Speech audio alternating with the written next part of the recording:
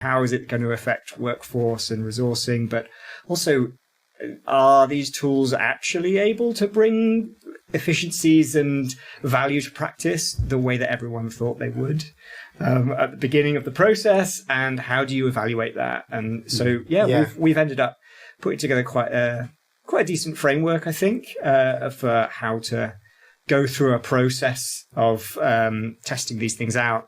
Actually, think of real-world end-to-end solutions for anything that someone is trying to promise.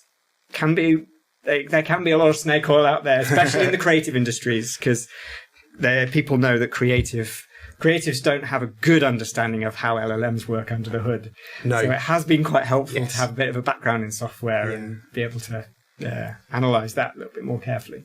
And I guess we do a lot of AI-based sort of presentations on this podcast. And one of the questions we often like to ask is, what's your view on how much the AI can, let's say, replace the human in the equation versus complement the human, and how much work do you think realistically can be done by AI versus using sort of real people ultimately this way?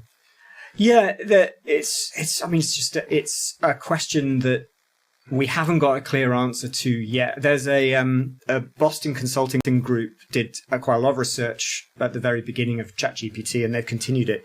They came up with a really good kind of model, which they call the jagged frontier.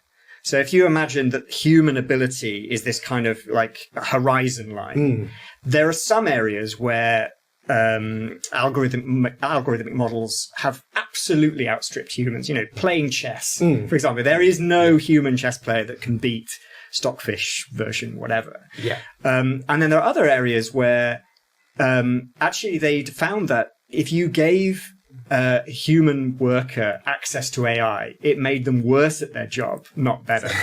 Because what they started to end up doing is accepting as gospel whatever this language model spat out, and they stopped using their judgment, and they missed much more creative or successful things that in a double-blind study, their compatriots who were not using the AI were coming up with much more innovative solutions to things. Yeah.